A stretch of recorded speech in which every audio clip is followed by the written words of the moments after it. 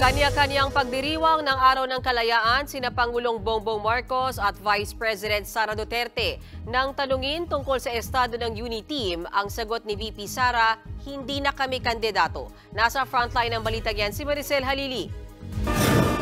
Pinangunahan ni Pangulong Bongbong Marcos ang pagdiriwang ng Araw ng Kalayaan sa monumento ni Gato C. Rizal sa Maynila. Itinaas ang watawat ng Pilipinas sa tinawit ang lupang hinirang.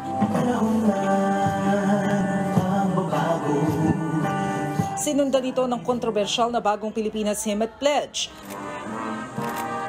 Nag-alay din ang Pangulo ng bulaklak sa puntod ng ating pambansang bayani.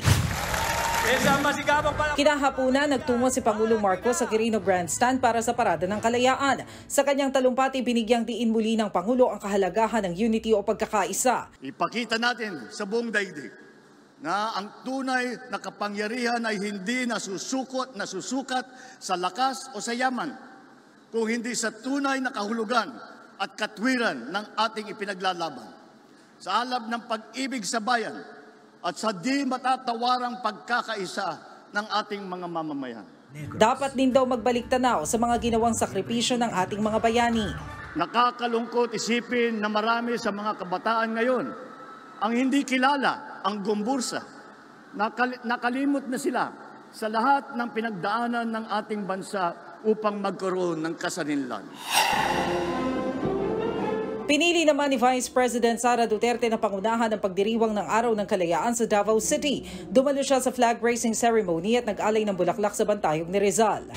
Sumentro rin sa pag-alala sa mga sakripisyo ng ating mga ninuno ang kanyang mensahe. On Independence Day, we do not only celebrate our liberation, but also place emphasis on the importance of remembering the adversities we have overcome and the ideals we fight for. Nagbigay din ng reaksyon ng pangalawang Pangulo sa estado ng kanilang UNITEAM ni Pangulong Marcos. Di maikakaila ang lumalalim na alitan ng mga Duterte at Marcos kaugnay ng iba't ibang issue. Ang UNITEAM was the tandem during the 2022 elections, and then tandem of Bongbong Sara during the 2022 elections. And then umanang elections nilaog na nila.